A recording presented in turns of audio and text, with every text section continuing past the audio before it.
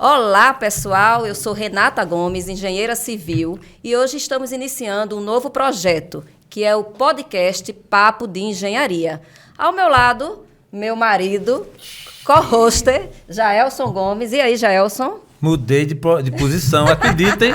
Acostumado com o TheCast, agora estou no Papo de Engenharia com a minha amada esposa, Renata. E pra gente está sendo uma satisfação. E logo onde? Em São Paulo. E logo com quem, Natinha? Vamos lá, antes de dizer com quem, eu te peço, nos siga. Entra lá no nosso canal no YouTube, se inscreve. Se inscreve no canal. Dá o seu like e segue a gente nas redes sociais. Isso é o Papo de Engenharia começando. Vamos embora. Quem é que nós convidamos? Lá. E nós convidamos um engenheiro civil aqui de São Paulo, não só de São Paulo, né? Não, é natural daqui. Natural daqui, mas está no Brasil. Ele que é Henrique Bosco, engenheiro civil, especialista em engenharia diagnóstica, professor em mais de 6 pós-graduação na área da engenharia diagnóstica. Ele também é proprietário de 2 empresas na área da engenharia civil e criador do método Decole, com mais de 700 membros inscritos, né? Não é isso, Henrique? Sim. Seja bem-vindo, Henrique, ao Papo de Engenharia. Boa noite, pessoal. Fico muito honrado aí, fico assim muito grato ao convite e ainda mais da honra de poder participar do primeiro episódio aqui do podcast Papo de Engenharia. Sensacional. Isso. Muito feliz. Você falando aí meu currículo, assim, eu fico até honrado e nem parece que eu fiz todas essas coisas. É sensacional aí, já 700 mentorados. E espero poder agregar aqui no nosso primeiro episódio, falar um pouco sobre todo esse tema que a gente vai abordar aqui relacionado à engenharia civil na noite de hoje. Então vamos lá, só uma observação que desses 700 eu sou uma das mentoradas. Que bom! Muito orgulho de ser sua aluna, Henrique. Gratidão. Fico muito feliz de você ter, na verdade, me dado, né? Eu sempre falo que eu sou grato aos meus mentorados por confiarem em mim, me dar a oportunidade de entrar na vida deles. Então, Renata, gratidão, uma honra muito grande. Para nós também, hoje eu estou de co-host, apoiando esse projeto de Renata, estou muito contente. E estarmos em São Paulo é algo diferenciado. A gente é acostumado muito com a outra versão, e essa versão, gente, chegou para ficar. Esse projeto, ele vai alargar nesse universo da engenharia, especialmente na engenharia diagnóstica, né, Renata? Isso. Com vários convidados, com construtores, arquitetos, investidores do mercado imobiliário. Vamos ter aí distribuidores dos produtos ligados à construção civil. Enfim, é um podcast diferenciado. E para começar o nosso primeiro episódio, né, Natinha? Primeiro, meus parabéns a você por essa iniciativa. Eu gostei da logo também. Gostou da logo? Ficou muito legal. E eu quero agradecer a você, que está me apoiando nesse meu projeto. Como sempre, ela me apoiando no TheCast e agora eu apoiando ela também no Papo de Engenharia, que é um universo. E nada melhor de a gente começar o primeiro episódio, Natinha, 001. 001. É isso, e com esse convidado, que eu, embora não seja engenheiro, eu vou estar aqui hoje, Henrique, de olheiro, vou fazer algumas perguntas, mas assim, o foco mesmo aí, você e Renata, que são engenheiros. Mas, na verdade, para a gente é uma honra, bem-vindo ao Papo de Engenharia. Espero logo também tê-lo lá em Maceió, conhecendo a nossa cidade, conhecendo vírgula, já até conhece, mas conhecendo melhor e com o nosso apoio e gravando no TheCast também. Opa, vai ser um grande prazer. Quem sabe eu não vou até convidado pra gente fazer um TheCast em casais lá. Opa, já está convidado. É uma pegada diferenciada, tanto você, no caso aí com o casal, né, você com a sua amada, será uma maravilha para todos nós. Mas o tema de hoje, Natinha, vamos ao que interessa. Como o Henrique atua na área da engenharia diagnóstica, então a gente decidiu trazer esse tema para a gente começar o nosso papo da engenharia. E, Henrique, como é que atua essa área da engenharia diagnóstica na construção civil? Sensacional. Eu acho que o primeiro passo, né, Renata, que é importante é explicar o que é engenharia diagnóstica brevemente. Porque a grande parte das pessoas nem sabe o que é engenharia diagnóstica. Nunca viram na faculdade, nunca viram na graduação, no trabalho, enfim. Engenharia diagnóstica, né, para quem está aí nos assistindo, nada mais é do que mais uma área da engenharia civil e da arquitetura também. Ela, assim como existe a área de projetos, a área de orçamentos, a área de gerenciamento de obras, existe a área da engenharia diagnóstica, que é a área da construção civil e da arquitetura que preza pelo quê? Pelas boas práticas construtivas, aumento de durabilidade das edificações e evitar as doenças dos prédios, né? Evitar, entender as causas e também definir os tratamentos. Basicamente, nós somos os médicos das edificações. A gente é a parte da medicina das edificações. Por isso que até o nome remete um pouco, né, a termo da medicina, engenharia diagnóstica, né? Então, isso eu acho que é uma questão importante aí para a gente ressaltar. A gente ouve engenharia diagnóstica, ouve o termo patologia também, tá? Qual seria a diferença, Henrique? Existe uma diferença entre engenharia diagnóstica e patologia, né, das construções? Fala um pouco sobre isso também. Sensacional, sensacional. Patologia, de novo, é um termo que a gente importou da medicina, né? Se você for conversar com um enfermeiro, for conversar com um médico, ele sempre vai falar, patologia tal, é um termo corriqueiro em um hospital. Sim. E, de novo, dentro da engenharia diagnóstica, a gente incorporou o termo patologia. Patologia é a área que estuda as doenças das edificações. A engenharia diagnóstica é relacionada ao quê? As ações, as atividades do profissional para corrigir essas doenças. Então, o engenheiro diagnóstico é o profissional que atua com patologia. São termos que andam em paralelo. Assim como o médico atua na medicina e trabalha com as doenças do ser humano, não é verdade? Então, é a mesma coisa, na mesma linha. Muito bom. Eu vou me meter já no assunto. Pode se meter, amor. Eu gostei da largada do Henrique Bosco e, assim, realmente, Henrique, eu quando comecei a ouvir, não é óbvio, eu não sou da praia, eu não surfo nessa onda. Mas quando Natinha começou a falar da engenharia diagnóstica e começamos a ouvir e tal, eu, caramba, o que é que isso tem a ver? E é lógico que é um ponto curioso, as pessoas que escutam, mas é simples, quando você começa a entender, ganha gosto, a gente ganha gosto. Por quê? Porque é normal, a construção, ela tem seu tempo, né? E muitas vezes já antes de ser erguida, já precisa de alguns cuidados, de alguns tratos. Depois de erguida, com o tempo, precisa também. E aí vem toda uma parte técnica, né? Toda uma ciência. E aí eu podia até perguntar, para o engenheiro da área de engenharia diagnóstica, ele entrar, né? Porque qualquer engenheiro pode ser um engenheiro diagnóstico. Sim. Mas o que é que o diferencia entre o mercado comum de tantos engenheiros que temos para o engenheiro que atua na engenharia diagnóstica? Ah, maravilha, maravilha. Legalmente, né, para você ser um engenheiro diagnóstico, você precisa ter um CREA ou um CAL ativo, né? Nossos conselhos de classe da engenharia civil e da arquitetura. Tá? Os conselhos de classe, assim como existe a OAB no direito, existe o CREA na engenharia civil e o CAL na arquitetura. Então você tem que estar com o seu registro ativo, você legalmente pode atuar. Mas é que nem um médico. Poxa, será que uma pessoa que acabou de sair da faculdade de medicina já tem os conhecimentos necessários para realizar uma cirurgia de uma pessoa? Para saber definir qual é o melhor tratamento para um paciente? Então, o engenheiro que quer atuar na parte de engenharia diagnóstica tem que ter o conhecimento das doenças, de fato, como a Renata citou, o conhecimento da patologia, né? Então, é esse conhecimento da patologia. E uma coisa super legal que você falou, Jéssica, que eu acho que vale muito a pena a gente ressaltar, você falou, poxa, nossos prédios, né? Tem prédio velho, tem prédio novo. Na medicina tem também o pediatra, tem o geriatra, tem o clínico geral, tem o ortopedista. Na engenharia diagnóstica também. A gente tem quem cuida do prédio novinho, tem quem cuida dos prédios mais velhos, tem quem cuida só da parte estrutural, quem gosta de cuidar da parte de circulatória, que são sistemas hidráulicos, sistemas elétricos. Então, a gente se subdivide dentro de toda a edificação, todos esses sistemas que a gente tem. Ô Henrique, faz aí essa correlação que existe da medicina para a engenharia diagnóstica, né? Do corpo humano. Fala aí pra gente. Sensacional. Olha que interessante. Boa. Isso esclarece. Inclusive, gente, eu estou aqui como você que está nos assistindo, viu? Alguns, óbvio, vai ter engenheiros que já entendem e conhecem, e outros já está como eu, assim, curioso, buscando sempre aprender. Toca a ficha, Henrique. Sensacional. Um dos fatos, né, Renata, já tive a honra, na verdade, da gente conversar em aulas, explicar a respeito disso. Eu sempre gosto muito de usar uma correlação entre a edificação e o corpo humano para facilitar a compreensão até dos nossos clientes, um leigo, um advogado, um médico que venha nos contratar. E a gente faz essa correlação. Como é que funciona? Os nossos ossos do corpo humano são como, por exemplo, as estruturas de um prédio, né? Sustentam a edificação, fazem que ela fique no formato que a gente deseja, carregam toda a carga e os impactos que a gente submete. A nossa musculatura são como as alvenarias que preenchem, ligam-se aos ossos, preenchem os espaços e tornam aí possível toda a utilização. Lembrando que a estrutura vai mexer junto com a alvenaria, assim como os ossos mexem junto com a nossa musculatura. Temos também a nossa pele.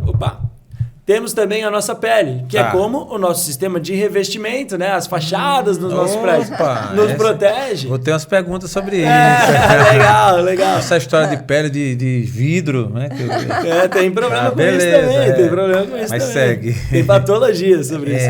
A nossa pele é como a fachada, né? A nossa fachada impede que elementos agressivos externos, chuva ácida, elementos que degradam o nosso apartamento, evita bolor, entrem e degradem a estrutura. Nossa pele do corpo não é a mesma coisa? Sim. Se você fizer um ralado, a bactéria não entra no nosso corpo. Então, a pele é como a nossa fachada.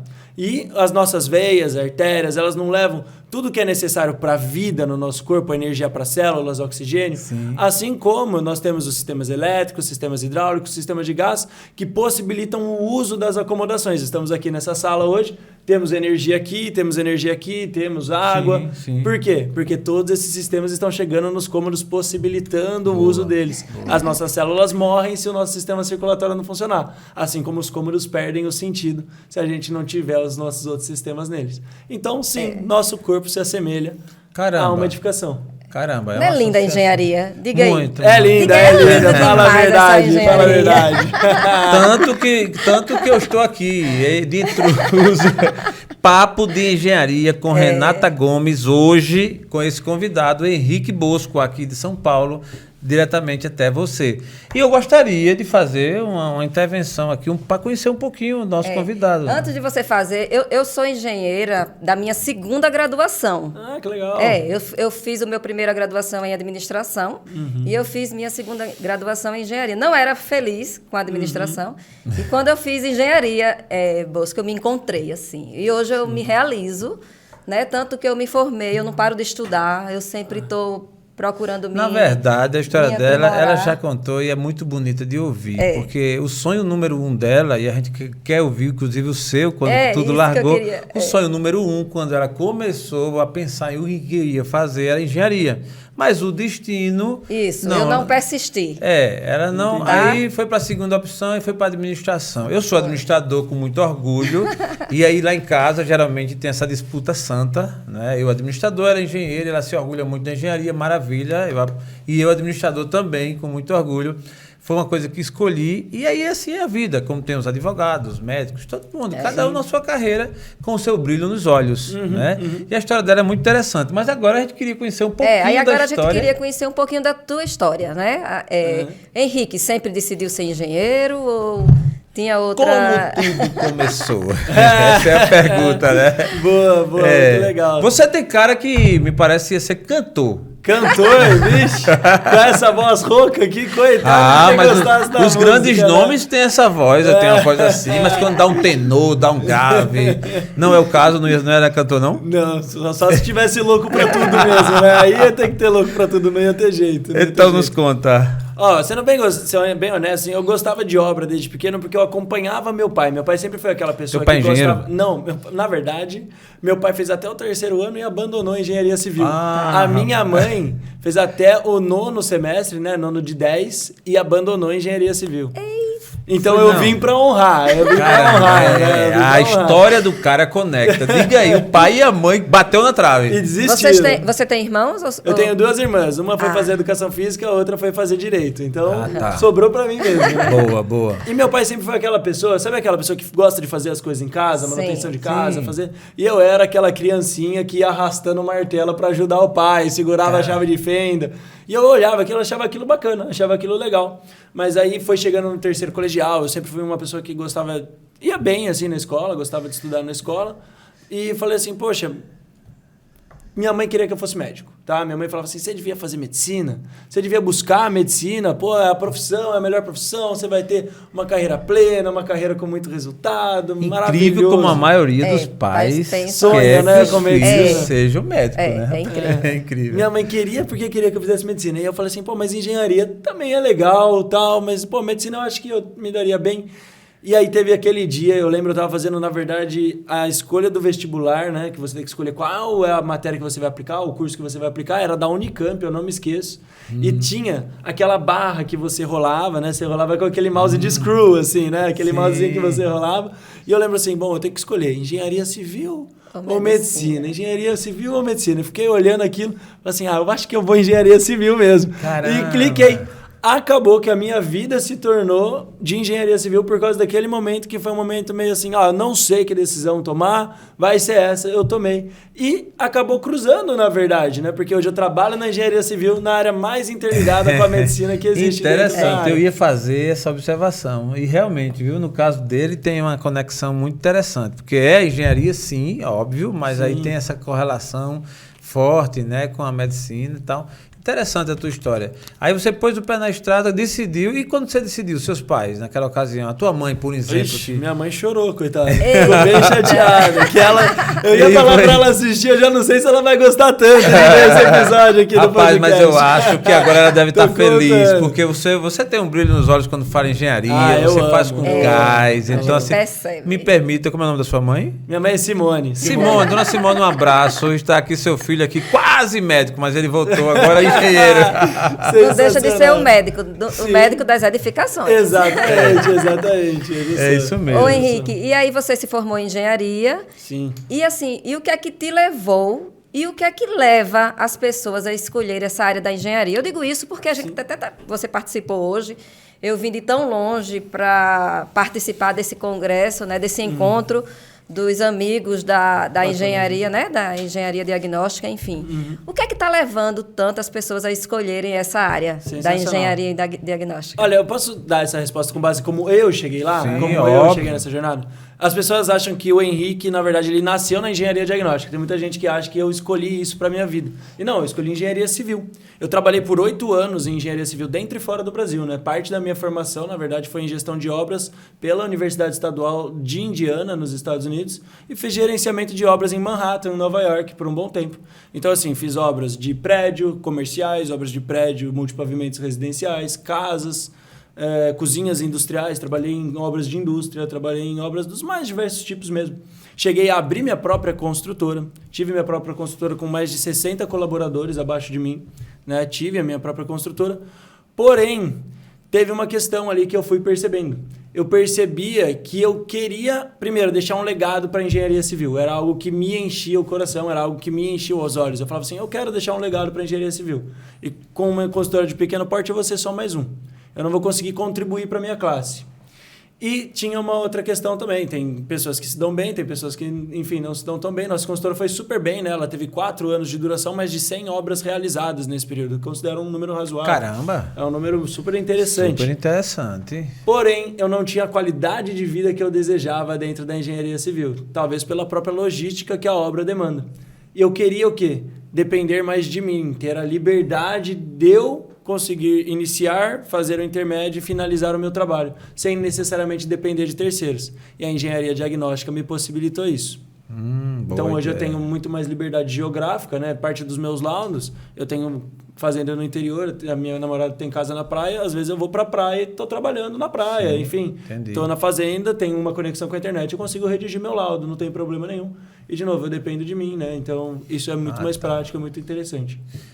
A observação dele foi interessante e, Natinha, é bem característico de quem migra para o digital ou que encontra no digital uma saída para você ter mais liberdade, né?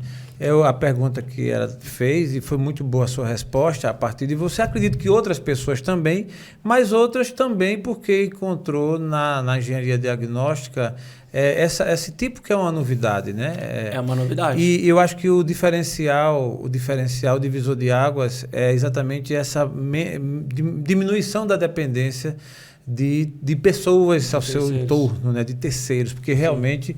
E, lógico, quem tem essa pegada e milita nela, não é nada demais, porque aí a pessoa buscou paciência e coragem para estar nela. E tá tudo bem. Tudo bem. Mas realmente é diferente. E, cara, me chamou muita atenção a sua trajetória aí. Em tão pouco tempo, aí você passou numa construtora. E você é tão jovem, né? Hoje eu tenho 27 anos. Hoje eu tenho eu ia brincar, vocês já revelaram aí a cereja do bolo. Eu ia fazer aqui um paralelo diferente, né? Esse cara com um histórico desse, a gente ia dar aqui a ele algumas 10 Decas, mas... Estraguei a piada. Estragou a piada. Pô, exatamente, vocês dois. Engenheiro é muito objetivo. A gente não tem jeito, é linha reta. Colocou curva na conversa. Incrível. Pra você ter uma ideia, eu sou da emoção, ela é da razão, né? Então, assim, aí o que acontece? Tem essa pegada, mas eu acho muito bom que equilibra. Por isso que dá certo, né? Que equilibra. Que equilibra. Ela é muito da razão, gosta muito de número. Então, assim, eu digo sempre que se eu fosse para ser engenheiro, o mundo tava assim como você disse que não seria o cantor, porque ninguém ia ouvir. Nossa, coitado do mundo. Eu tô para engenharia como você está para o cantor. Sensacional. Porque é uma área que realmente requer muito mais atenção e números mesmo, né? Assim, e é óbvio que com essa pegada sua, e o que eu percebo, e a gente lá na frente vai falar, né, Natinha, de alguns afazeres dele, de alguns compromissos, um deles é essa no digital, da comunicação, né? Eu queria até te ouvir, você migrar do jeito que você começou, com a construção civil em si, né, como engenheiro civil tradicional, e você, esse ponto, essa linha de cruzamento, nessa divisão, onde você tem, obviamente, essa liberdade, mas tem outras necessidades também, que é o da comunicação, essa coisa da presença. Embora você possa fazer de qualquer lugar que você esteja, mas você tem que estar ali presente. Sim. Como foi? Como é a comparação que você faz do antes e do depois, ou seja, do tradicional que você estava para hoje, essa coisa virtual, digital que você está presente? Sim. Hoje, assim, existem dois pontos, né? Existe o Henrique que tem a mentoria, tem os cursos com uma presença no digital muito forte. Sim. E tem o Henrique perito, né? O Henrique engenheiro diagnóstico. São profissionais diferentes. Apesar de ser a mesma pessoa, eu acabo equilibrando esses dois pratos aqui na minha mão, né? Sim. Então, assim, a minha presença no digital está atrelada à minha profissão porque eu ensino outras pessoas a viverem dessa área que é a engenharia diagnóstica. Então, eu acabo mostrando muito isso, mostrando essa minha rotina. A questão da engenharia diagnóstica, a minha rotina como engenheiro diagnóstico, ela acaba sendo até 50-50, né? Parte de campo e parte aqui de redação de laudos. De forma que, boa parte, sendo bem honesto, eu faço até de home office. Porque eu gosto, eu me adaptei. A pandemia me trouxe o home office e eu gostei. Eu fui uma das pessoas que gostou, porque, enfim, me permite minha rotina. Isso, na verdade, é algo que eu vejo, eu classifiquei como qualidade de vida. Sim. Porque quando eu estava em obras, né, eu ali na minha faixa de 23 para 24 anos, eu já tinha desenvolvido uma gastrite, essa gastrite já tinha virado uma úlcera. Caramba. Então, assim, era um estresse muito grande, uma rotina muito intensa, tá? E eu não tomava café da manhã, eu estava sempre atrasado, raramente eu almoçava. Então hoje eu poder acordar de manhã, fazer minha rotina de exercício, tomar café, começar a trabalhar ali, ter minha rotina é algo que eu valorizo muito. Então eu gosto muito do home office, eu gosto muito dessa possibilidade, porque eu entendo como qualidade de vida, né? Hoje é assim que eu toco. Embora seja na mesma área, mas foi praticamente uma transição de carreira, dentro do mesmo. Gigantesco. Imagina. Gigantesco. E aí você me deu um gancho muito bom, porque eu falo muito de transição de carreira, eu já fiquei curioso, né? E eu não vou mudar, é papo de engenharia aqui, viu, gente? Pelo amor de Deus, eu tô com 2 engenheiros, né? Mas me chamou a atenção e eu faço uso, né, dessa oportunidade para, assim, essa virada de chave. Eu estou dizendo isso porque muita gente está escutando a gente, outros vão assistir, e chama a atenção, né? Assim, e muita gente, às vezes, tem essa vontade de mudar, por alguma razão, seja ela qual for, mas falta coragem, falta, né, gás, e tem os famosos medos, né, que todo mundo tem, uns mais, outros menos. Para o Henrique Bosco, essa virada, assim, eu vou ter um modus operandi aqui, onde eu estou no tradicional, como você bem colocou, embora muito jovem, é sinal de que você sempre teve uma pegada muito forte. Assim, sempre... Eu nunca tive medo de trabalhar. Nunca tive, né? Desde criança. Realmente, porque assim, com 24 anos, 23, 24, 25, geralmente a galera tá aí pensando em outras coisas, né? Mas assim, na festa, né? Na festa, E você tava lá assim, mas aí você migrando dessa área aí do tradicional para esse novo, que é uma área que... E há quem pense que não tem serviço também, mas tem, né? Você sabe disso que é... Gigantesca. É uma das maiores demandas da engenharia civil e poucas pessoas conhecem. Isso. Gigantesca. Esse divisor de águas para o Henrique Bosco, como foi assim? No dia amanhecer, anoitecer, Henrique Bosco tradicional na engenharia e aqui para o virtual, para o digital. Você diz o que me motivou a fazer essa transição? O que te motivou e como foi esse momento? O que me motivou foi exatamente o que eu te falei. Saúde. Eu tinha 23 para 24 anos, né? Ainda não tinha família, né? Até hoje eu não tenho filhos. Mas eu penso no futuro, né? Eu quero um dia ter filho, eu quero um dia ter família e eu quero ter isso com saúde. Então, eu olhei e falei assim, nossa, eu tô com 24 anos e tô com uma úlcera, e assim, minha úlcera era de desmaiar mesmo. Para você ter ideia do meu nível de úlcera, eu já tirei o apêndice. Quando eu tirei o apêndice, tava para supurar, e eu cheguei no pronto-socorro, eu demorei muito para ir pro pronto-socorro, porque eu falei assim, eu tô com uma gastrite mais forte hoje. Então era no nível de um apendicite, a minha gastrite era realmente muito intensa. E eu falei assim, bom, eu tô trabalhando com isso, eu sou jovem e tô nesse nível de debilitação física. Imagine. Eu não vou conseguir chegar nisso com 40, 50 anos. Como eu vou me aposentar com 65, 70 anos fazendo isso? Eu não vou chegar lá. Talvez eu acabe gastando todo o meu dinheiro para melhorar minha saúde e não vou ter nunca uma saúde plena. Então eu falei assim, eu preciso ou melhorar as minhas obras, ou fazer isso aqui melhor, ou mudar completamente o rumo da minha carreira. Só que eu só tinha trabalhado minha vida inteira com obra. 8 anos de obra ali, desde ali, sei lá, de 17 anos até a minha idade. Então, diretão com obra, 16 para 17 até, enfim, 20 e poucos. Obra, era o que eu sabia fazer dentro e fora do Brasil. Aí eu falei assim, bom, então vou melhorar minhas obras, né? Eu tenho que melhorar a qualidade dessas obras, é o que eu sei fazer. E dentro dos vários cursos que eu passei a fazer, veio uma pessoa e eu, infelizmente, não lembro quem é essa pessoa, eu tinha que encontrar para dar um abraço do tamanho do mundo nessa pessoa. Eu tinha que lembrar, porque eu sou muito grato a ela, por mais que eu não lembre quem foi. Falou assim, Henrique, você quer melhorar a qualidade das suas obras? Quer parar de ter tanto problema com trinco, umidade, problemas assim de pós-obra? Existe uma área da engenharia civil que poucas pessoas aí já conhecem porque é nova, chama engenharia diagnóstica. Vai fazer um curso desse negócio. Eu nunca tinha ouvido falar. Falei, tem nome de medicina esse negócio, não é engenharia civil. O que eu vou fazer com você isso? Errou, você errou, tá errado. E aí, falei assim, bom, eu tô tão mal... Tava meio desesperado mesmo, não nego. Que eu vou fazer. E aí, a hora que eu entrei ali, eu falei assim, nossa, é diferente esse negócio. Porque eles estão falando como resolver os problemas da construção civil, trinca, fissura, desplacamento, só que não do jeito tradicional, que é gambiarra. Pergunta lá pro encarregado como resolve, pergunta lá pro pedreiro que tem mais tempo de obra como resolve. Não, era 1 mais 1, o porquê daquilo ali acontecer e como resolver. Aí eu falei assim, nossa, pera que isso aqui é muito legal. Isso aqui é muito bom. Por quê? Eu já tinha percebido ali na minha jornada que os meus melhores clientes tinham sido aqueles clientes que tinham um problema, já tinha tentado com 1 resolver, 2 resolver, ninguém resolvia, eu ia lá e resolvia. Com a minha obra. Sim. A hora que eu olhei aquilo, eu falei assim, opa, peraí, mas esse pessoal tem o baú do tesouro aqui. Porque eles têm como resolver os problemas de todo mundo, sem gambiarra, sem jeitinho. Sim. E ninguém tá fazendo isso.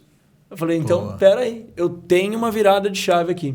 E aí, como eu já era empresário na época, eu falei assim, então vou usar desse conhecimento para conseguir tornar isso em um negócio. Boa. Né? Que é aí que está um grande diferencial, é um dos motivos, né, de eu ter criado o meu método, aí, que é o Decore, que eu tenho a honra de poder participar. Que é o quê? Eu ensino a tornar esse conhecimento em um negócio. Porque, do contrário, muitas pessoas acabam indo só para o teórico, que não necessariamente vai trazer essa qualidade de vida, essa rentabilidade. Porque aí muitas pessoas acabam indo... Nada de errado com isso, tá? Sim, lógico. Mas muitas pessoas acabam indo para um viés mais universitário, fazer um mestrado, um doutorado. Sim. Não era o que eu queria. Eu queria qualidade de vida. Eu queria poder viver da minha profissão, ajudar outras pessoas e, de novo, deixar um legado para a engenharia. É um negócio que eu sempre sonhei. Porque meu avô, ele foi engenheiro de obras de arte. Foi engenheiro de pontos.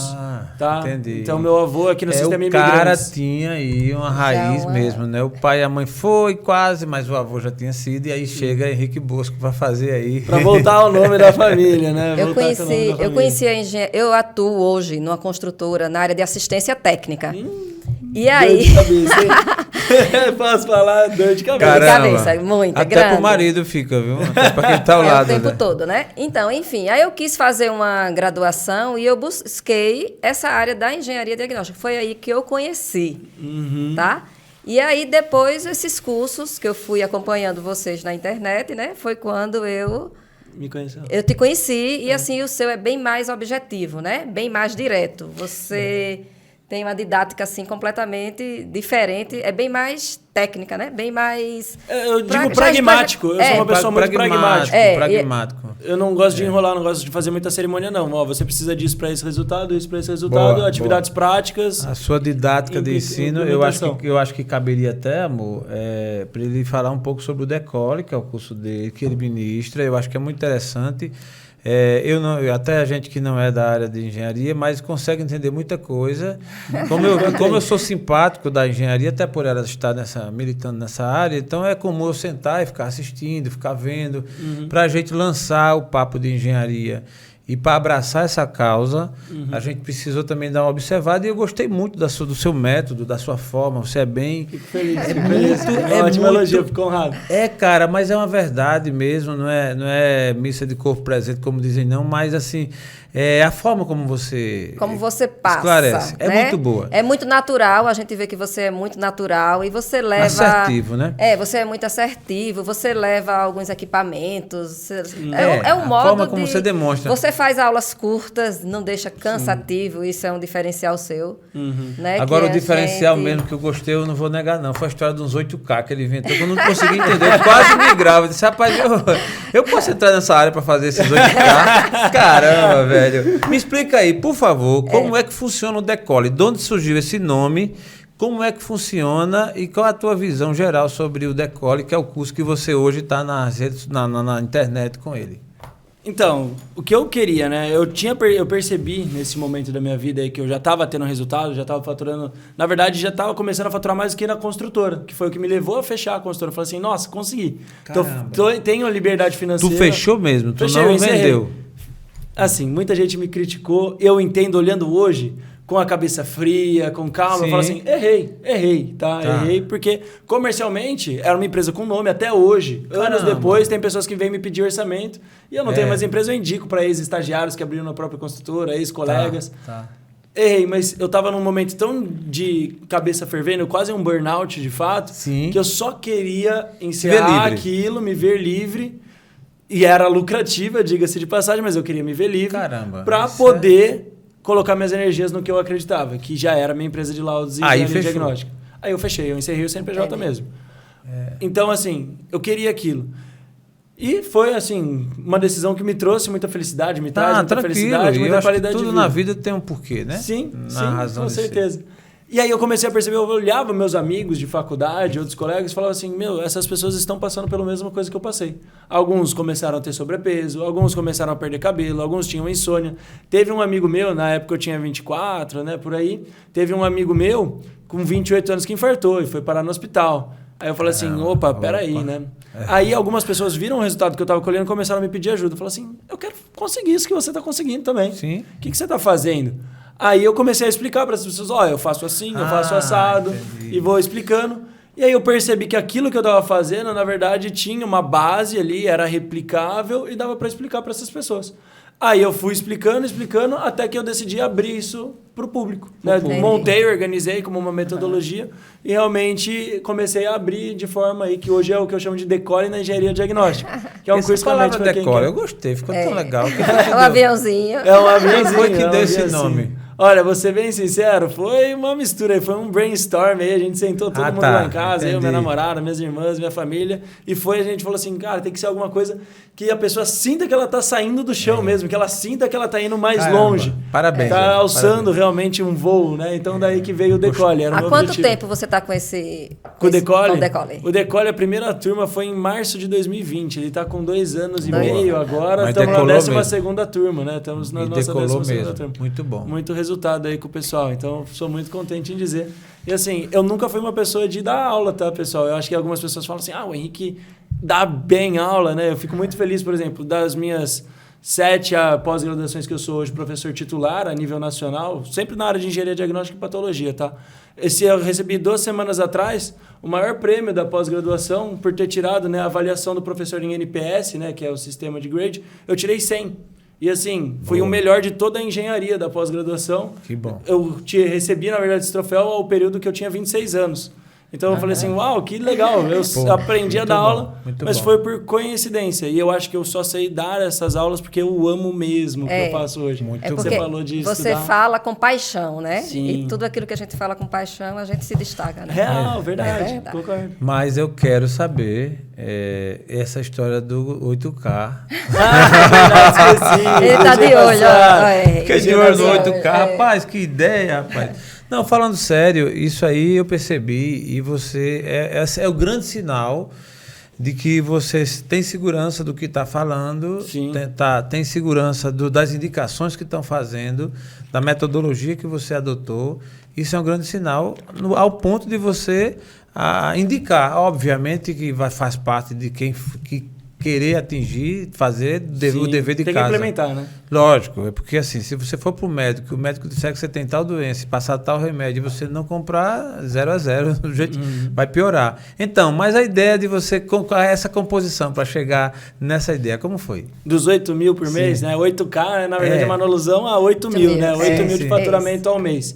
Alguns motivos. Primeiro motivo, nos Estados Unidos, né, tem uma coisa chamada uma six-figure person, né? Como eu morei nos Estados Unidos, o que é uma six-figure person, né? Nos Estados Unidos as pessoas não falam salário mensal, elas falam salário anual. Ah, eu ganho 100 mil ao ano, eu ganho 200 mil ao ano. E a partir do momento que uma pessoa começa a ganhar mais de 100 mil em um ano, você se torna uma six-figure person, né? 6 dígitos, 6 dígitos ali na balança. Então, você teoricamente começa a descolar um pouquinho, você começa a ser uma pessoa que começou a apresentar resultados mais interessantes do ponto de vista de financeiro mesmo. Sim. 100 dividido por 12, 8.300, tá? Então daria aí mais ou menos 8 mil ao mês, tá? 8 mil ao mês.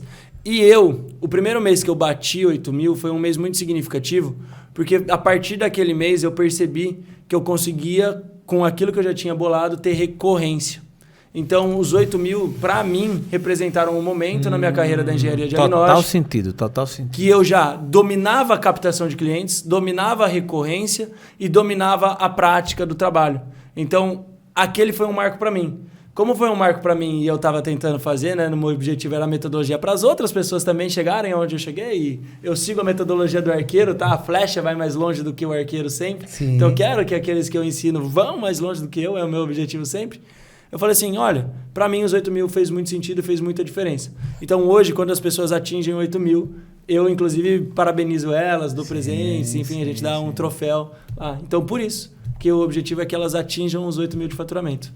Muito bom. Aí tem total sentido mesmo aí, viu? Ele está curioso com esses... Fiquei curioso. Com esses 8 da onde veio, né? Da onde mas veio. Não, mas agora eu entendi e tem sentido. E assim, mesmo sem conhecer as técnicas e o passo a passo, eu penso que quem realmente se aplica não é um número do além, não é um número que para quem é lógico que também não é fácil, não é de qualquer jeito que se chega, mas sei quem se aplica, quem escuta direitinho lá as tuas dicas, segue as aulas como deve, com certeza é factível. Pô, tem dezenas de pessoas aí que já atingiram em todos os lugares do Brasil. Pessoas em cidade de 9 mil habitantes, homens, mulheres, pessoas mais velhas, mais novas. Tem pessoas aí que sequer saíram da faculdade, para você ter ideia, e conseguiram atingir aplicando a metodologia. Pessoas que ainda nem tinham saído da faculdade e consegiram usufruir do mercado. Por quê? Porque é uma demanda muito grande. Uma das coisas que eu mais escuto, né, e até nesse curso que a gente está fazendo, eu escuto, que uma das maiores dificuldades é essa, é a captação de clientes. Né? E o que é que você teria para dar de dica para essas pessoas que estão nessa dúvida de como captar os clientes? Até porque é uma área que as pessoas não conhecem, né? Sim. Que as pessoas não dominam. Sim. Então, eu escutando, né, lá no grupo do curso, isso. E uma das maiores dificuldades é essa, a captação de clientes. Sim, realmente, né? Captação de clientes, isso não é só na engenharia diagnóstica, não, né? A verdade é que a maior dor das pessoas que estão tentando empreender, trabalhar como autônomo no geral, estão associadas a como captar, como trazer os seus clientes, ter recorrência, né? Acho que um dos grandes medos da pessoa, por exemplo, sair do CLT e empreender como autônomo está nisso. Sim. Pô, será que eu vou ter recorrência de faturamento? Será que eu vou ter recorrência de clientes ali fechando contratos comigo? Então, assim, dicas que eu daria para uma pessoa que está buscando captar clientes. Ela tem que aprender, primeira coisa, a atrair pessoas para o que a gente chama de funil de vendas, né? Algumas pessoas vão estar familiarizadas, algumas pessoas não vão, mas é o início de um processo de vendas, a gente explica lá dentro. O início do processo de venda é você captar. E existem formas de captação ativa, ou seja, você muitas vezes ir direto, bater em uma porta dos seus clientes que podem ser interessantes, você mandar um e-mail, você mandar uma carta, ou existem outros tipos de captação passiva, que são indicações do seu próprio network. Então, a primeira dica que eu daria para quem está iniciando é: tenha certeza de que as pessoas ao seu redor sabem o que você faz, porque muito possivelmente os seus primeiros clientes estão na sua lista telefônica. É muito possível que os seus primeiros clientes, os seus primeiros laudos estejam a uma pessoa de distância de você. Um amigo de um irmão, um amigo de uma mãe, um vizinho. Está ali do seu lado. Essa pessoa às vezes já te conhece. E ela tem esse problema. Por quê? Todo mundo fica doente. E deixa eu te contar, todo prédio tem doença. Então, nessa situação, todo mundo precisa de um engenheiro diagnóstico. Só que estamos aqui em um podcast de engenharia. Quantos de vocês aqui que estão nos ouvindo, né, nesse podcast já tinham ouvido falar de engenharia diagnóstica? Se vocês que são engenheiros, arquitetos, nunca ouviram falar, imagina o leigo. Ele nem sabe que esse serviço existe. Se ele não sabe que esse serviço existe, como você espera que ele vá atrás de você e contrate seu serviço? Então é muito importante você mostrar para a sua rede de contatos o que você está fazendo. Essa área da engenharia, a gente poderia dizer que ela é mais atuante nos prédios mais velhos, nas edificações mais velhas. A gente poderia dizer isso? Sim e não. Sim e não. Isso é uma coisa que eu aprendi com a engenharia diagnóstica. Depende. Depende. Essa é a área da engenharia civil que 1 mais 1 não é 2. Isso é super legal. Não, interessante. Super legal. É porque tem uma questão de interpretação, né? Que Sim, vai muito... Tem uma análise, né? Um pouquinho Há mais quem pense que só procura essa área, né? Os prédios mais antigos, né? Uhum. Os prédios que já passaram daquele período de garantia da construtora... Né? Sim, que são edificações mais velhas, né? Sim. Porque sim e porque não. Porque sim, porque não. Legal. Porque sim, né? Vamos começar pelo porque sim. Porque você vai mais no médico quando você é jovem, tem ali seus 4 aninhos, ou você vai mais no médico quando você já está com seus 70, 80? Quando é que você faz mais exames de rotina? Quando é que você precisa tomar mais remédio? Quando é que você precisa estar mais presente? Quando você é mais idoso, né? É natural. O nosso prédio, mais idoso, ele precisa mais do médico, ele precisa de um acompanhamento mais próximo. Por quê? Porque ele já está mais desgastado, a vida útil dos materiais já chegou ao fim muitas vezes, precisa de interferências mais constantes. Então, prédios mais velhos necessitam muito, e eles são um dos motivos da engenharia diagnóstica ser um dos poucos nichos dentro da engenharia civil que não sofre o que a gente chama de oscilações da construção, né? Todo mundo que já trabalhou com engenharia civil, ou até mesmo leigo, né? Acredito que você também já tenha ouvido falar, construção civil vive booms, construção civil vive ondas. A engenharia diagnóstica não tende a. Por quê? A construção civil vive bombas em qual momento? No momento que está construindo. Isso é o boom da construção. Prédios novos. Isso. Se a engenharia diagnóstica ela também cuida de idosos, quando não está fazendo prédios novos, adivinha só, você pode prestar o serviço de geriatra aqui para todos esses idosos. Sim. Então a demanda continua, independente de ter prédio novo entrando no mercado. Tá? Então esse é um grande ponto da engenharia diagnóstica, um dos motivos da demanda só crescer, porque todo prédio que nasce, em algum momento ele vai ficar velho e ele vai precisar de um engenheiro diagnóstico. Então esse é o sim do idoso. Ô Henrique, é comum esses chamados para essa área ser mais em edificações verticais? O que é que você me diz isso? Vixe, vou ter que responder a mesma coisa, vai ficar chato. Sim e não. Sim e não. Depende. Depende. Até porque eu digo isso que lá na cidade, por exemplo, existe uma norma municipal para prédios, né? Para edificações verticais. E nesse caso, como ficam as edificações que não são as ditas verticais, né? Você se refere provavelmente à norma de inspeção predial, né? Isso. Lei municipal referente a inspeção predial. Bem específico, inspeção predial NBR 16747 de 2020, tá? É essa norma que rege esse serviço. É um serviço dentro do leque gigante, dentro desse guarda-chuva que é a engenharia diagnóstica. Realmente, para casas, não é obrigatório, mas não importa. Você é uma pessoa grandona ou você é uma pessoa pequenininha? Você não tem que ir no médico do mesmo jeito? Então, uma casa também precisa de manutenção. Isso é muito legal. Ó, deixa eu contar um segredo aqui, uma sacada super interessante para quem está assistindo a gente. As pessoas no Brasil, elas tinham a cultura, e ela ainda persiste, né, nessa geração que está viva até hoje, de que edifício não precisa de manutenção, de que casa é para sempre, casa não acaba, casa dura toda a vida. E é mentira. Infelizmente é mentira. A gente já descobriu que, por exemplo, diversos elementos da construção civil não têm vida útil superior a 20 anos, 30 anos, em alguns casos 50 anos. E é comum hoje em dia nós encontrarmos edificações de mais de 50 anos. Ou você faz interferências graves, severas, de reabilitação, processos aí, ou você acaba muitas vezes colapsando, cai a edificação. Né? Por isso que a gente vê, às vezes, casas ruindo, edificações ruindo. Então, casas residenciais, por exemplo, a casa dos meus avós, é uma casa de 65 anos. Se eles não fizessem uma manutenção, meu avô era engenheiro, então ele fazia manutenção. Mas no mesmo bairro deles, é um bairro antigo, eu vejo edificações tendo rachaduras que provavelmente vão acabar condenando as casas. Então, não importa se você é uma pessoa grandona ou se você é uma pessoa pequenininha. Todo mundo é cliente para esse tipo de médico. Então, essa sacada é muito importante. Manutenção se aplica em todos os casos, não importa o tamanho. Mas é incrível como as pessoas não querem fazer manutenção. Eu digo isso que eu trabalho na assistência técnica de uma construtora, e a gente recebe chamados que muitas vezes não se refere à construtora, né? A falhas da construtora. E sim a ausência da manutenção preventiva. Sim. E é incrível como, às vezes, o cliente não quer entender isso. Mesmo tendo o manual do proprietário, né, que a gente faz questão de entregar o manual do proprietário, o manual do síndico, eles acham que, durante aqueles 5 anos, tudo é de responsabilidade da construtora. Né? O meu pensamento, Henrique, sobre isso, né, fazendo um bate-bola aqui, é de que isso tem um quê de cultura. É como você colocou. Gigante. E aí é onde entra o papel de vocês, e principalmente no digital. Acho que o digital tem um papel muito importante, porque você tem uma ideia, muitas pessoas mesmo, falando de gente, que resiste para o médico, só vai quando pipoca, né? Assim, quando a bomba... né? Isso aí. Mas só que a coisa já começa a mudar também, né? Você vê aí muito uma cultura de se cuidar da vida mesmo, ir para uma academia e tal, e se prevenir também.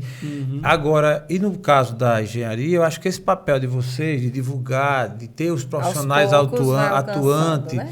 E aí começa a ter os exemplos, e é uma conta de padaria que é sempre feita, né? O cara compara, pô, se eu não resolver agora, e aí tem esses termos todos que vocês usam, que vocês podem aí usar, né? De desplacamento, né? Hoje em dia, ela andando na rua comigo, sempre que vê qualquer coisa, eu não sei... Turismo patológico, né? Turismo patológico, só quem faz sabe, né? Eu termino que não faço, mas fazendo também, né? Aí de vez em quando eu digo umas palavras assim, desconectadas, né? Outro dia eu disse uma palavra, meu Deus. Hoje ele disse uma palavra muito engraçada. Hoje você disse assim. Não, hoje ele disse bem assim. Aquela trancadura. Eu digo, trincadura. Aquela trincadura. Pro Henrique Bosco, que ele vai corrigir. Eu disse, eu quero ver. Eu quero perguntar a ele, quando acontece aquela trincadura na parede? Ótimo! Mas quais os principais itens patológicos que vocês, profissionais da área, encontram? No caso, Henrique Bosco. As manifestações patológicas. Pronto, gostei do termo técnico. Boa, gostei. Quais são as principais manifestações patológicas, Henrique, que você... De uma edificação no geral. geral. Você se depara, né? Vou pegar aqui as top 5 aí, as 5 principais. O clássico, trincas em edificações, você sempre vai ter, tá? É natural, inclusive a própria... Não é trincadura, né? Não é trincadura.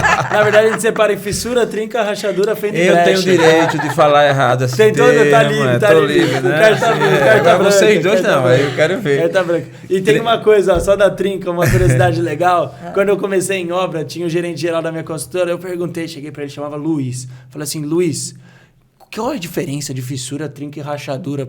Não é tudo a mesma coisa? Falei, Henrique, eu vou te ensinar pra você nunca mais esquecer. Fissura é na nossa obra. Trinca é do nosso amigo, rachadura é do concorrente. Aí eu falei, aprendi. Nunca mais esqueceu, né? Nunca mais esqueci. Mas não é isso, não vou entrar no termo técnico, mas existe aí essa diferenciação. Então, trincas, rachaduras, enfim, no geral, são muito comuns. Problemas de umidade relacionado tanto a quê? Infiltração de cobertura, quanto aquela umidade de rodapé, aquela umidade que vem das fundações, que a gente chama de umidade ascendente, umidade ascensional, muito comum. Desplacamento, né? Tanto de fachadas, não quero falar tão técnico, revestimento cerâmico, né, em fachadas ou reboco, texturas da fachada são um problema muito grave, muito comum. Falhas executivas em sistemas elétricos e hidráulicos. Hidráulicos normalmente se manifestam aí dentro dos primeiros 5 anos. Elétricos normalmente estão relacionados à falha de uso, aí, né, a pessoa modifica. Ou, de novo, edificações velhas. Você pega a casa da minha avó. Poxa, ela na época da minha avó... elétrico na casa dela, quando ela construiu 70 anos atrás, assim, a geladeira já era um grande advento, já era um negócio maravilhoso. Hoje ela tem 2 air fryers, um George Foreman, um micro-ondas, comprou o forno elétrico, não quer mais o forno a gás. Com o mesmo cabeamento. Com o mesmo cabeamento, o mesmo quadro de disjuntores. Aí ela chamou lá, a gente chama de pica-fio, né, no popular, com todo respeito à profissão dos eletricistas, né? Mas assim, ela falou assim, não, mas não para de desarmar meu disjuntor ainda, aquele disjuntor preto de baquelite, né? Disjuntorzão preto. Aí ela falou assim, não para de desarmar. Ele falou, dona Elvira, fica tranquilo que eu resolvo pra você. Trocou lá para um disjuntor de 63. Falei, vó, maravilhoso, agora pega fogo no fio, não pega mais fogo no seu quadro. Resolvido o seu problema, de fato. O quadro problema... não dá mais problema. Aí tem que trocar a fiação. Tem que trocar a fiação, mas é muito comum isso. problemas elétricos nas casas pela modificação de uso. A gente tem uma exigência muito maior, né? Tanto que se for olhar uma planta de apartamento antigo, normalmente quem compra começa a criar tomada em todo lugar. É verdade. Por quê? Porque, pô, não fazia sentido você ter uma tomada do lado da cama. Quem carregava um celular à noite?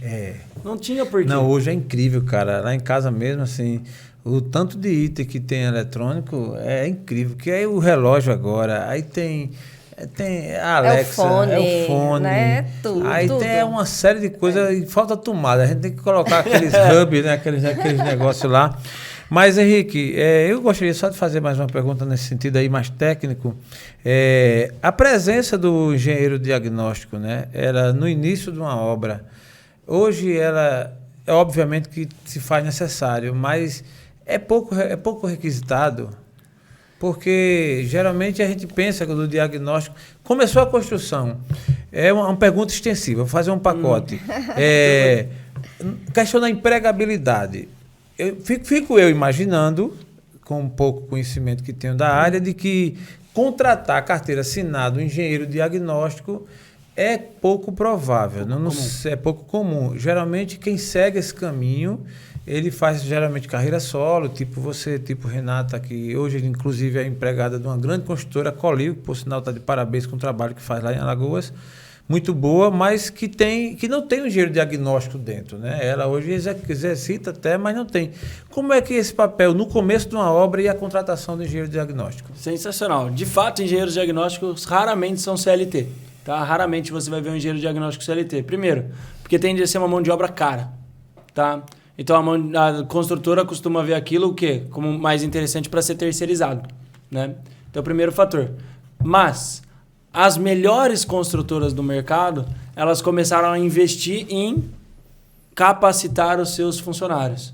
Muitas eu vejo em vários dos cursos que ou eu ministro ou eu sou aprendiz, eu sou aluno, sempre aprendendo, né? Opa, bom demais, como dizia o filósofo lá, tudo que sei é que nada sei. Exatamente, né? Tudo que sei é que nada sei. Eu vejo grande parte das turmas, o quê? Sendo pagas por construtoras, mandando funcionários de engenharia dela, por quê? Para não cometer o mesmo erro e resolver o problema que eu estava lá atrás buscando. Diminuir custo com pós-obra, diminuir custo com erro executivo, porque isso, se errar de forma grave, muitas vezes leva uma construtora à falência. Então, elas já perceberam, várias delas, que o custo do erro é muito caro. E não só no executivo. O custo do erro na obra está muito elevado no ponto de vista da imagem da construtora no mercado. A gente vive um mercado extremamente competitivo, que não tem muita margem para você ser uma construtora queimada para o consumidor. E você pegar, o prédio entregou faz 1 ano, e aí a hora que você passa na fachada está inteira desplacada, cheia de problemas de peças faltando, queimou o nome daquela obra, queimou o nome daquela construtora. Então, o balão é muito maior, né? O erro é muito maior, o custo é muito maior. E assim como uma pessoa começa a perceber que sai muito mais barato para ela ir na academia, se alimentar bem, do que depois tentar resolver tudo isso com uma cirurgia lá na frente, sim, as construtoras começaram também a perceber que sai mais barato elas investirem nesses trabalhos técnicos antes do início da construção e durante a construção do que só pagar a correção lá na frente. É a mesma linha de raciocínio. Muito bom. Muito bom. Vamos... Só mais uma pergunta. Então, quer favor. dizer que a área de engenharia diagnóstica dá dinheiro, Henrique? Olha que pergunta. Não, olha, eu sou suspeito a falar. E hoje eu ganho mais dinheiro com engenharia diagnóstica. Dependendo da sua resposta, eu vou fazer meu curso de engenharia. Então tá bom. Então, vou te falar isso aqui, então. Desafio.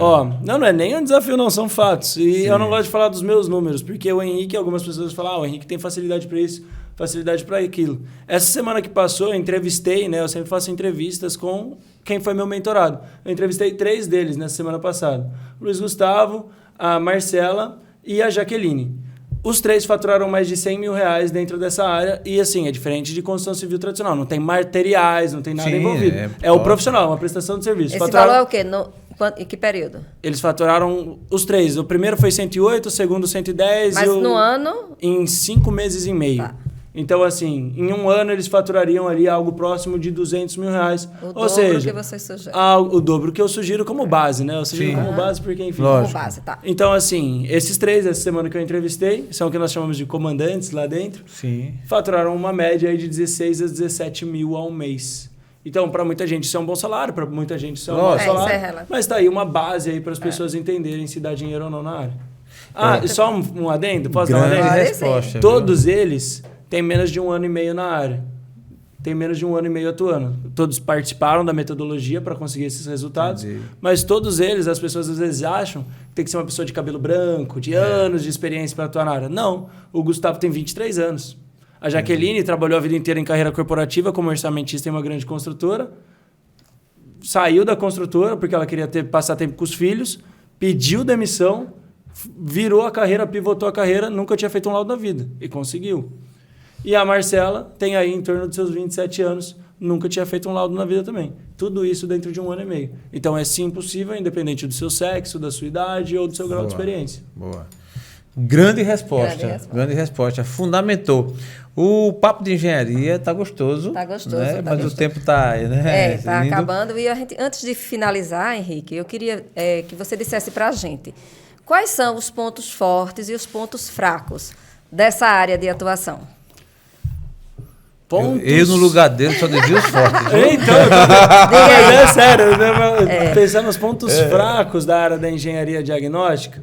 Olha, pontos fracos, sinceramente, falta de profissionais para você conversar normalmente.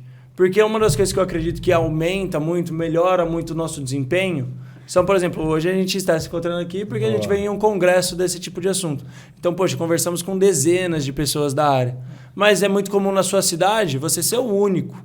Tá? É comum pessoas que eu conheço serem um único engenheiro diagnóstico da cidade delas. Então eu vejo que um ponto fraco é essa dificuldade, às vezes, de você pegar o que os outros estão fazendo e tentar aplicar no seu negócio. Porque quando você é engenheiro civil de obras, projetos, você vê assim, meu vizinho aqui está fazendo assim, meu outro vizinho está fazendo assado, ou eu vou fazer o quê? Somos dois e faço o que eu acredito que é o melhor.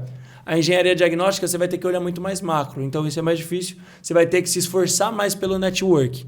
Tá? Por quê? Porque tem muito pouco profissional de fato atuando na área, tá? São algumas centenas apenas a nível Brasil. Só para vocês terem um número, tá? Pelo INEP, né, Instituto Nacional, se formam em média algo entre 40 e 50 mil engenheiros civis ao ano no Brasil, tá? É engenheiro pra caramba.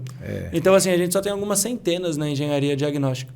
Então, assim, é uma área, um ponto fraco dela, esse pouco volume de profissionais atuando, tá? Dificulta o network.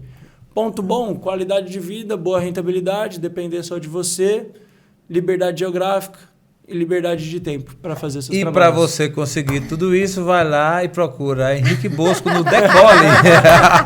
Gostou? Vou te contratar. Como é que funciona? Eu não sabia que podia. Henrique faz o Decole. Mas, cara, eu estou muito contente. Assim, se eu pudesse, a gente te conheceria melhor até. O que é que te tira do sério? O que me tira do sério hoje são as pessoas achando que elas precisam seguir uma carreira tradicional para ter sucesso na vida. Aquilo que as pessoas sempre fizeram a vida inteira, como, por exemplo, uma carreira em obras para você ser um engenheiro civil bem-sucedido. Eu achava que era isso que era necessário e, graças a Deus, consegui mudar e hoje muito bom. Tenho sucesso. Como é que tu se vê daqui a 5 anos, na tua visão, assim, espaço temporal?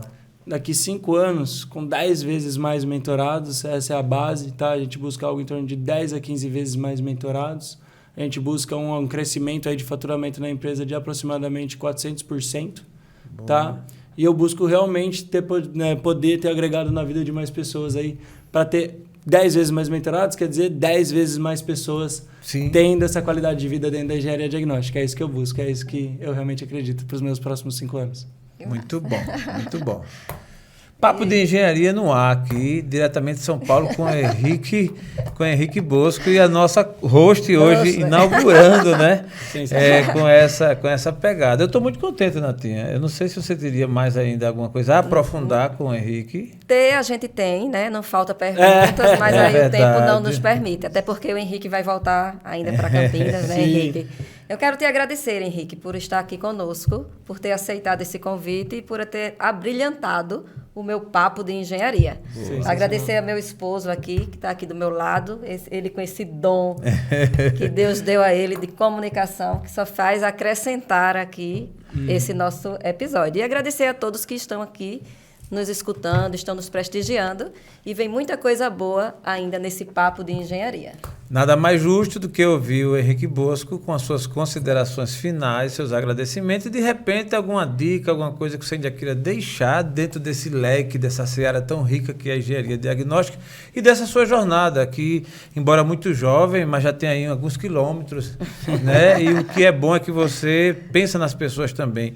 Se você fosse egoísta, você podia muito bem estar querendo que tivesse poucos engenheiros diagnósticos e estivesse fazendo N8K sozinho, né? Mas graças a Deus... Um detalhe que ele te observa, ele faz... Cara, ele é bom, viu? Ele é bom, ele é profissional, ele é técnico. Ele tem futuro, ele faz bem assim, ele vai longe. Vai longe, você vai longe, não tem a menor dúvida, e o Brasil vai ficar pequeno para você, porque você vai longe mesmo. Isso é o que eu penso. E a gente te agradece e deixa a oportunidade mesmo para sua fala, para você ficar muito à vontade aqui no Papo de Engenharia. Eu vou ficar na cadeira aqui, peraí. Olha, eu queria muito agradecer vocês dois, de verdade. Obrigado, é uma honra ainda poder participar do primeiro podcast aqui de abertura, né? Vai do Papo marcar. de Engenharia. Vai marcar, lindo logo, linda oportunidade. Parabéns, eu tenho certeza que vai ser um projeto incrível, porque, sinceramente, como engenheiro, eu tava sentindo falta de um podcast desse, tá? Não vou negar. Então, sensacional que vocês estão fazendo esse trabalho. Eu vou ser um dos ouvintes de carteirinha de vocês. Porque, como eu faço perícias, às vezes eu pego o carro para ir de uma cidade para outra, eu escuto muito podcast. Então, saibam de uma coisa, eu estarei acompanhando vocês aí no futuro com certeza. Parabéns, tá? Pela iniciativa. A gente que agradece, e eu vou usar, em nome da host, né, a engenheira do Papo de Engenharia, Renata Gomes, dizer que nós vamos ter outros encontros, porque o Papo de Engenharia vai longe, e uma das coisas que a gente vai buscar fazer é fazer temporadas fora. Vamos fazer uma em Campinas, e você vai selecionar dos seus mentorados aí, no decorrer do tempo, você vai eleger aí 3 nomes que, paulatinamente, a gente vai sentar para gravar com um deles e fazendo questão de dizer assim, esse é um dos mentorados do Decole do Henrique Bosco. Nós temos nomes incríveis já para citar para vocês, pessoas maravilhosas. Que gostou da ideia? Amei, amor. Gostou da ideia? E aí, noutra pegada, está convidado aqui Henrique Bosco para ir em Maceió gravar no TheCast, que é outra história, com outra temática, com a experiência de vida que ele tem também gravar com a gente. Okay? É um grande prazer, maravilha, agradeço esse convite. Eu me dou por satisfeito. Muito obrigado, muito bom. Muito obrigado. Muito obrigado, um grande prazer. Foi sensacional aí. E a gente encerra aqui esse episódio. Quer falar alguma coisa? Não, eu estou muito feliz. Posso só falar então onde o pessoal me encontra? Pode falar. Por favor. Eu me coloco à disposição mesmo, né? De novo, eu quero ajudar o máximo de profissionais, então eu respondo pessoalmente os meus directs, tá? A rede que eu mais uso hoje é o Instagram, tá? É bem simples de me encontrar, é henriquebosco.eng, né? @henriquebosco.eng no Instagram. Então, me mandem direct. Às vezes demora um pouquinho, por quê? São alguns milhares de seguidores lá, muita mensagem, e eu não terceirizo as minhas mensagens. Eu faço questão de responder pessoalmente para ajudar de fato quem tá ali. E eu vi que recentemente você conquistou 30K. Foram 30 mil seguidores agora. Muito bacana, muito legal. Fiquei muito contente com esse marco aí. Ainda mais que o meu conteúdo é um conteúdo mais técnico, então é um conteúdo que não tem de viralizar, né? Então, você não faz dancinha no TikTok, não né? Faço. Não canto e não faço dancinha, olha só. Dancinha eu não sabia, não. Agora cantar eu achei que você era cantor. Mas é isso, pessoal. Eu queria agradecer e como dica final, você me pediu para deixar um insight final pro pessoal. Por favor. Olha, sinceramente, pense o que você está fazendo hoje, se é o que você busca para o seu futuro e se faz sentido. Se não for, não tem nada de errado. Comece a procurar por alternativas. Foi o que eu fiz lá atrás e hoje eu sou extremamente grato por ter atingido esses resultados na minha vida. Que sim, não são decisões fáceis, mas que você planta hoje para colher os frutos no futuro.